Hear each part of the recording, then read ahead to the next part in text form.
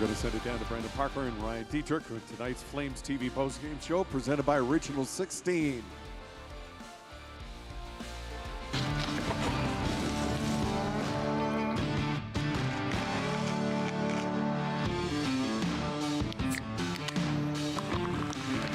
Original 16, a great way to celebrate things done well.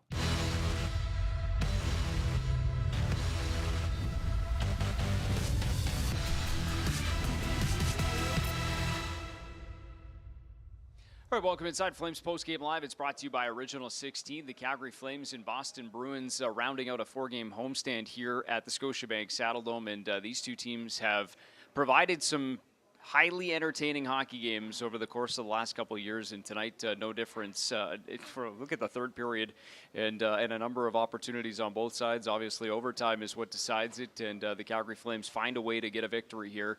Back-to-back on home ice, 3-2 the final in overtime, courtesy Nazem Kadri, who scores that OT winner. And tonight, Brendan Parker alongside Ryan Dittrick as we welcome you inside. It started well for the Calgary Flames. Obviously, they leave that first period a little bit frantic at the end of the first, but they leave with the lead, and the second period seemed to settle down. But once again, not without some fireworks in the home stretch. Yeah, it's interesting because we go back to the other night, and the word we heard after the game was character. And I think we saw a lot of that from the Flames here again tonight. But for me, the word that sticks out is maturity, because they leave that first period against a very good first period team in the Boston Bruins. You get that early lead.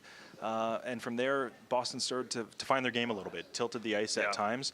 But the Flames never showed any panic or any wilt in their game. I thought they pushed back at the right times.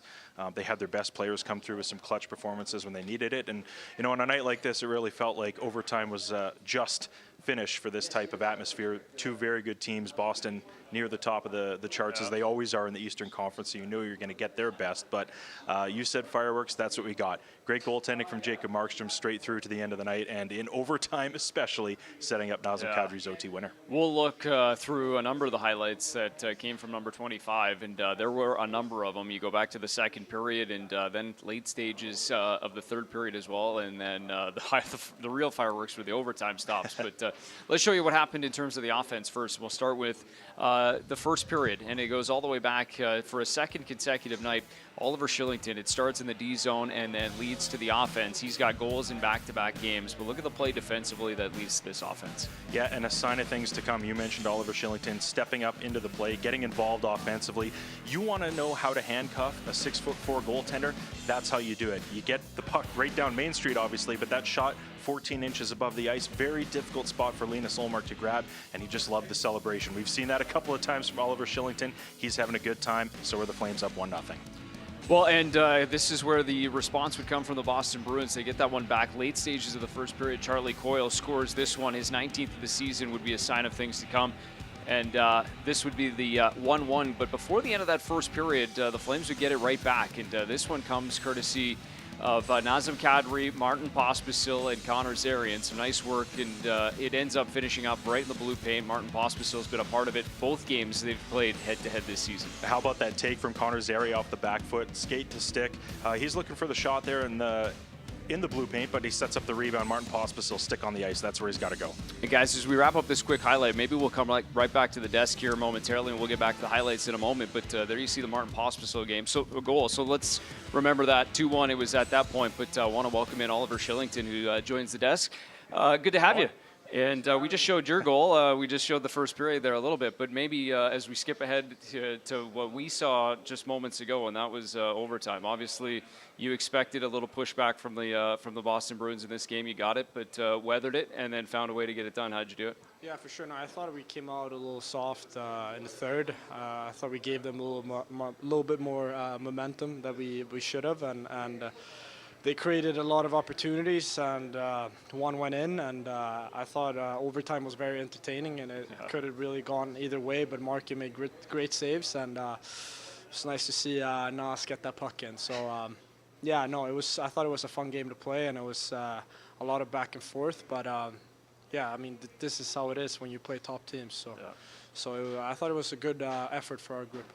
Let's talk a little bit about your game. I saw you checking out the stat sheet as you sat down here, but you get the goal. But it, maybe more than that, it seemed like your 200-foot game was really dialed in tonight at both ends of the ice. Did you feel like, you know, the comfort levels really increased for you as you get back acclimated into the lineup here? Yeah, to be honest, I've felt comfortable since the get-go, and I thought I've just wanted to, you know, improve every game and just build off what I'm good at and just try to chip in with, yeah, my play of the game and just try to help my teammates. And yeah, now I've had 2 bounces going my way, and I'm happy for that. But the most thing I'm most happy for is getting us the win. So I think we just have to build off this, and yeah, we're doing some great stuff right now. So we just have to build off this.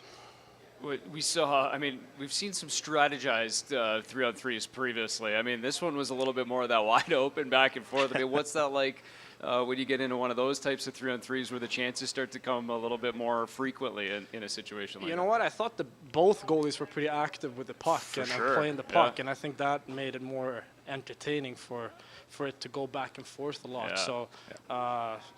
2 smart Swedish goalies playing the puck. I think they made it entertaining for the fans. So, but Markey made the most saves out of it, and Nas got the goal. So, no, I thought we did a pretty good overall good game. We just maybe gave them a little momentum at the end there, but I thought we played pretty good for 60 minutes. We don't see the Rasmus played it back to him a couple of times there. Right? You don't see that very often, but I love that play. I mean, obviously possession, right? Yeah, I agree. No, I thought it was a very smart play to keep possession and also keep possession when we're changing. For sure. To get fresh guys out there. So very alert play from Rassi and Markey, and if we get 3-on-3s in the future, we know how to play it. So no, I thought it looked good. We looked composed, and I felt that the boys wanted to get this win, so it was good.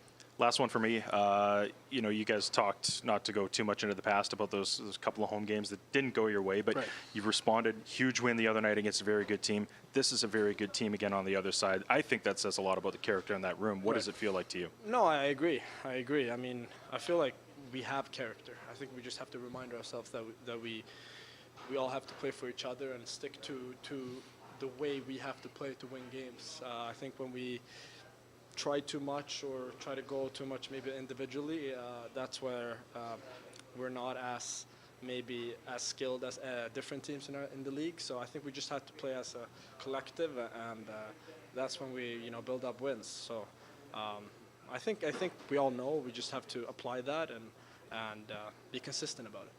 Well said. Appreciate the time. Congrats on the goal. Congrats on the win. Big one tonight. Thanks, Oliver. Appreciate it. Oliver Shillington stopping by the Flames TV desk, and obviously an entertaining hockey game here, especially that overtime. And let's pick back up where we left off. Let's go back to the highlights, because we left you at 2-1, and that was obviously crucial. But we also know we'd see a pushback from the Boston Bruins, and that's exactly what we got. How about this area pass? That's as good as it gets, right on the tape of Charlie Coyle, who breaks in with speed to score his second of the game. Yeah, a little bit of sauce on that one, as you pointed out, too. I mean, that couldn't land in a better spot. It just slides in behind Mackenzie Weegar there.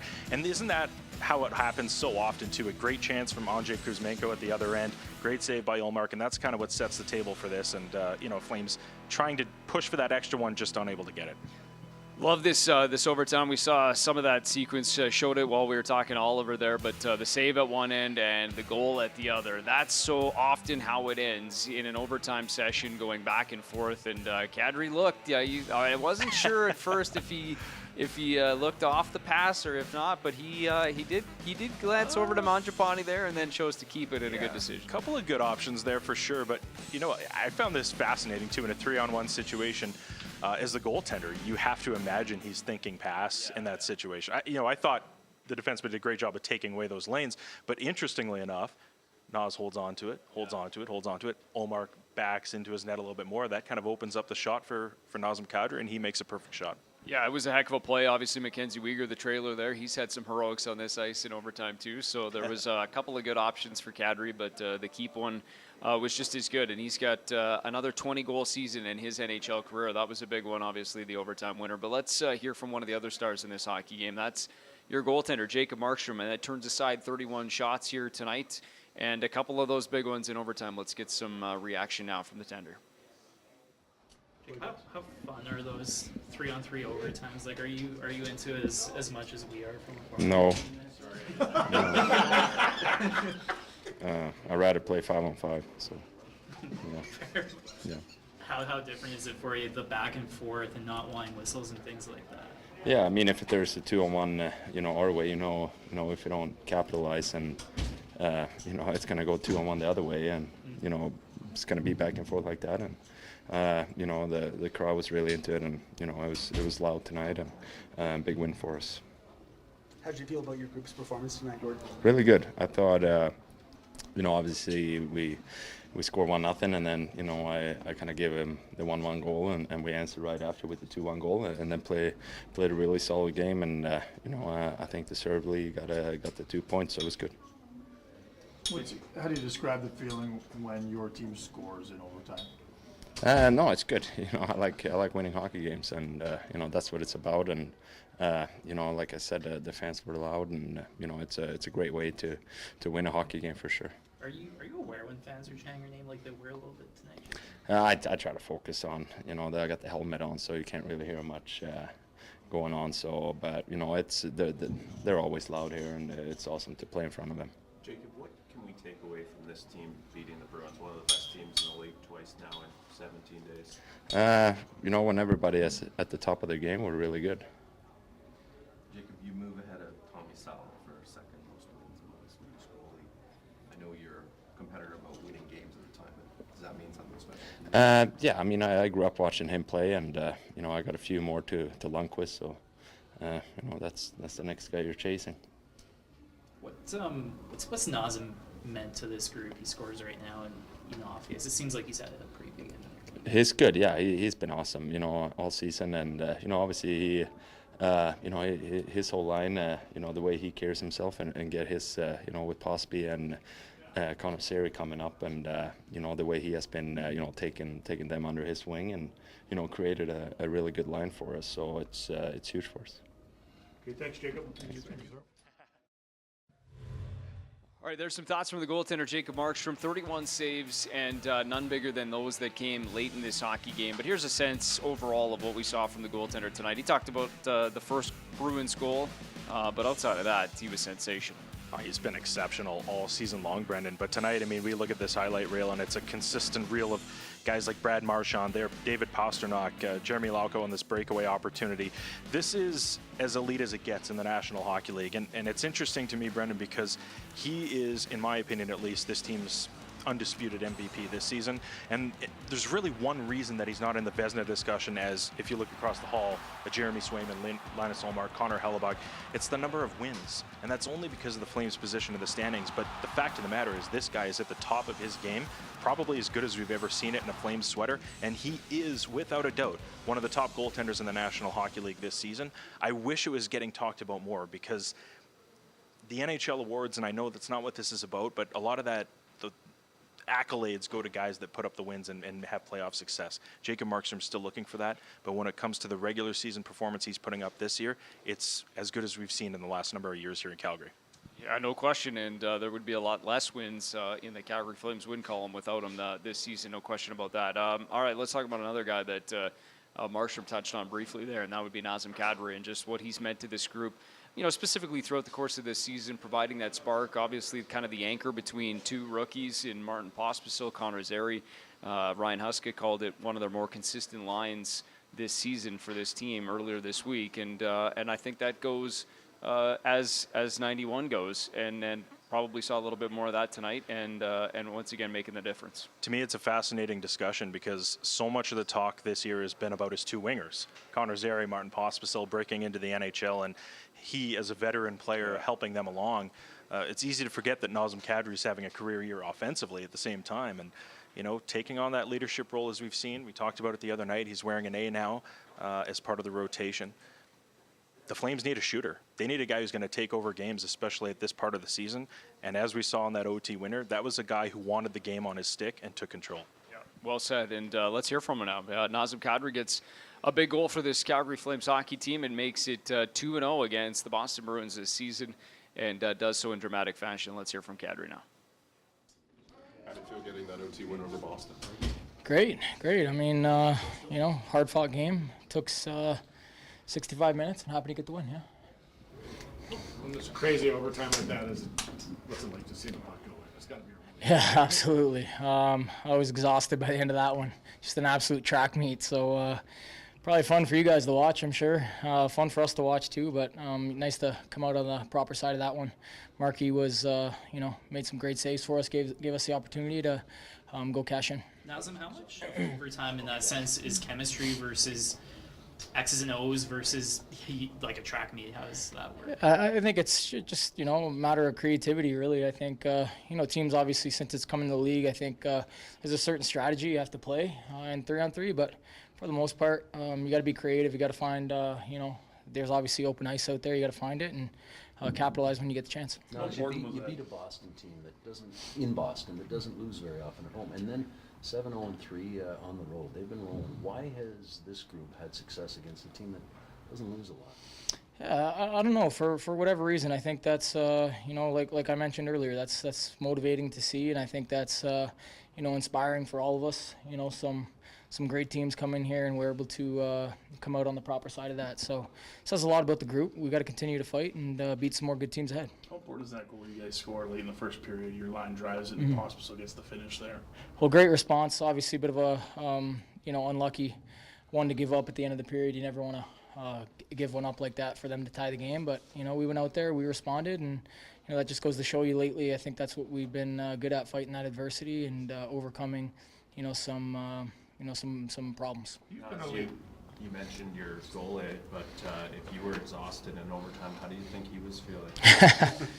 Yeah, I'm sure. I mean, I don't know. He's in great shape, so I'm never worried about him. But like I said, Markey's he's an efficient goaltender, and you see him battle like that, it makes you want to push even a little bit harder for him. So it's good to see everyone rallied.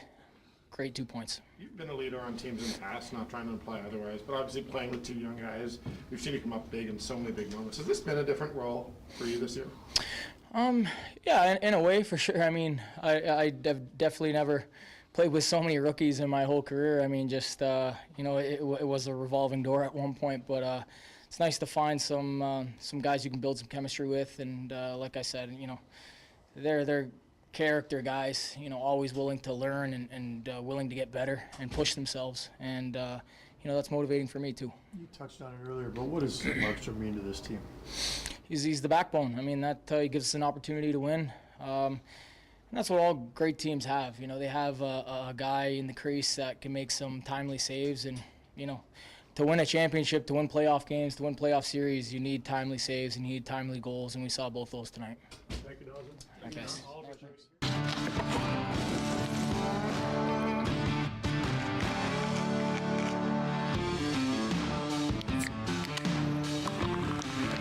Original 16, a great way to celebrate things done well.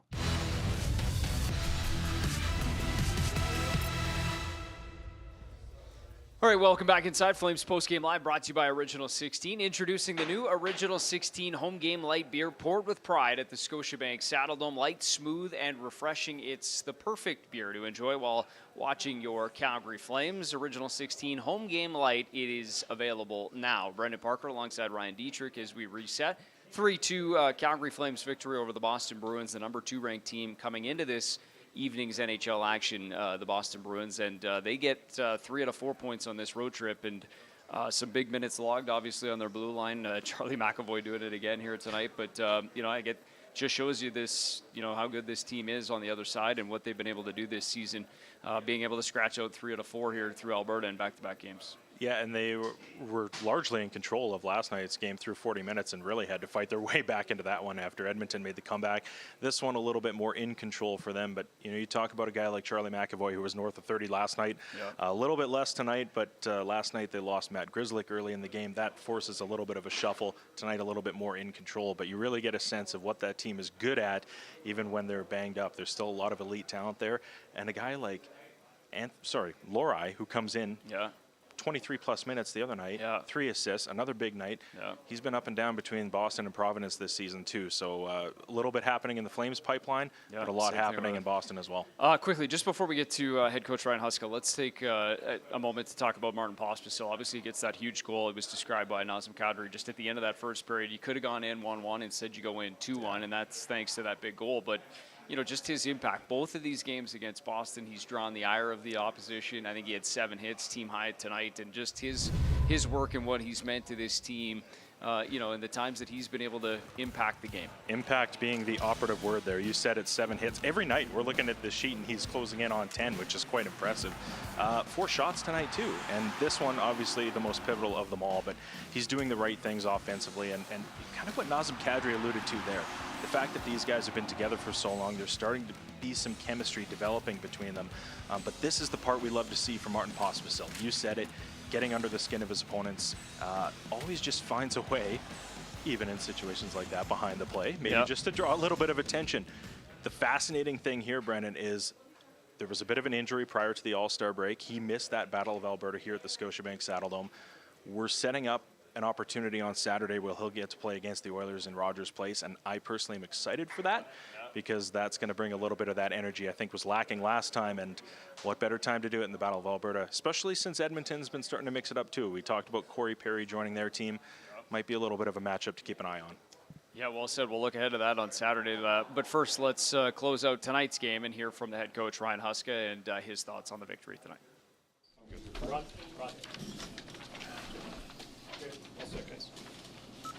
And what is it about Nazem where he seems to come up in these key moments and it's such important for you guys when the game seems to be on the line? What is it about him? Yeah. I think he's a competitor, and when games are on the line, I would assume from a young man, I would guess he's probably been at his best, because I think he's one of those guys that hates to lose more than he likes to win. So that's why I think you see him elevate his play. What do you think was the difference for your group tonight? Loved our first period. I thought we stopped skating at times after the first period. So then the second point of it would probably be Markey. I guess he made some great saves for us as the game went on, but we also did a good job with our penalty kill tonight. You know, there was situations there where they had 3 calls in a row where I thought we did a pretty good job killing those off. What does Markstrom mean to this team? Everything. You know, he's elite. Like, he is an elite goaltender. So he gives us a chance to win every time he's in the net, and you want that from your goaltenders, but he's also stolen games and situations for us this year that have allowed us to get points. So he's, you know, and I know he's passed someone else on the Swedish goaltender list, so we think the world of him. We really do. You mentioned the PKs. Oliver had a shift in there with McKenzie in the box. Yeah. Just on his clearing, the goal, but I took away that PK where he really kind of grinded one out there. Yeah, and if I'm not mistaken, he blocked a shot from Pasternak. I think it was him. So not the easiest guy to block shots on. So his game continues to grow. And the one thing in the past when we've used Oliver to kill penalties, we like him there because he has the ability to close very quickly on people. So maybe when they're not expecting it, he's on top of them. So he creates a lot of loose pucks, but it was nice to see him block that one tonight too. On his goal, he starts the play by breaking up at the defensive zone. When you see him doing that, joining a rush, all that stuff, is that where you go, boy, he's just about on his game, where you know it can go? Sure. I think it was maybe this morning or yesterday when we talked about him, when he's skating and joining the rush like that, you know, he's where he should be. He's an elite skater, and I think we have confidence that if there were a mistake to be made, he'd probably be the first guy back, which is important. But he doesn't take unnecessary risks when he jumps, and that's something he's learned over time. I mean, when we talked when he was younger in Stockton, he was basically a forward. But now he's learned how to play the right way, I would say, where he tries to join at the right times, not at times when it may put our team in a bad situation. Described Kadri as sort of having swagger, and I think we can all see that, but he seems very comfortable and almost like he relishes the responsibility that comes with playing with those young guys and bringing them up. Sure he does. Yeah, sorry to cut you off there. He does. There's no doubt about it. I mean, I think he's used the word coaching at times, and I think he feels like he has a big responsibility now. And he's had, when you look at his year, he's been consistently one of our best players for sure. Like, he would be right up there for us the way he's approached his this season for us, and it's really great to see him working to bring people along, because that's what leadership's all about. Ryan, we've sort of generalized this team at times as playing down to opponents or up to opponents, but do you see it the same way from your group? I don't know. That's easy to say. I mean, if you lose a game, then everybody thinks that you're playing down to someone. But if you're not at your best in this league, and I've mentioned it before, you're not winning. I don't care who it is against. There's stretches in tonight's game where we were not at our best and we had to rely on our goaltender, whether that was against the Boston Bruins or my son's hockey team. There's a pretty good chance you're not going to win, and that's the way it is. So, and we talk a lot about consistency. You have to find that from game to game. Doesn't matter who your opponent is. It has everything to do with who you are and how you play. That being said, like, what should it mean in that dressing room that they beat one of the NHL's top teams twice now in 17 days? I think it just kind of cements some of the belief they have in each other. This is the way I've seen this group all year. So they have some of this stuff, and we got to work on those ups and downs and smoothing that out. But our leadership group is really good right now, and they push, and they will continue to push till we get to where we want to be.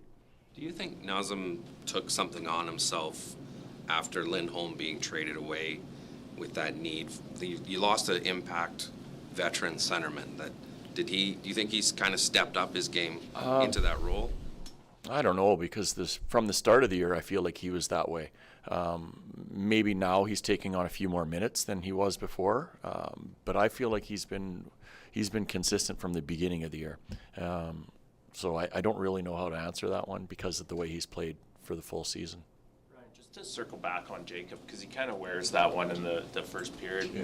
When you see that, like, do you expect then, geez, it's going to be hard to get one past him because he'll be ticked off? Or what do you kind of think in that moment? It was like when we were in New York when he went for the empty net. Like, it ends up in the net. You knew they weren't going to score again on him. That's the way he is. He's competitive like that. And that was a bit of an unfortunate bounce because I think he had the right idea. He was going to play it hard and it's out of the zone, but it kind of flipped on him a little bit. But for a goaltender the way he is, those don't sit well with them, and you know in those situations that he would be at his best from that point on.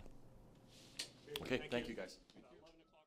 All right, head coach Ryan Huska summarizing tonight's 3-2 victory over the Boston Bruins, and some good stuff there on Markstrom, some good stuff on Oliver Shillington there as well. We saw that highlight pack run through, and boy, it was textbook. Right from the blue line, offensive zone, but in the defensive zone, it was pretty good too.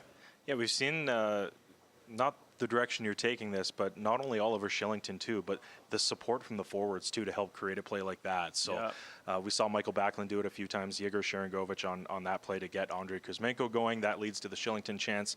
So to me, this is a symbol of the Flames, playing as that connected group that they talk so much about. It does start in the defensive zone, and if you're not breaking out as a unit, you can talk all day about creating offense and getting your defensemen jumping up in the play, but they need that opportunity to do it together. And I think Oliver Shillington, as we've talked about over the course of the season, that's a player that can add that element, that dynamic that was missing. It's good to see for the Flames too, because it's made a drastic impact in how they're attacking off the rush these days. Sure has. The D's been active all season long and will continue to be, and will need to be, because next up for the Calgary Flames is a trip to Edmonton. That'll be the start of and the end of a road trip. It'll be a quick one up in Edmonton and then right back home for a couple more, including Kipper Night, which comes our way a week from Saturday. Looking forward to that. As for tonight, though, the Calgary Flames find a way to get it done here on home ice. Back-to-back victories to close out this homestand at 2-2.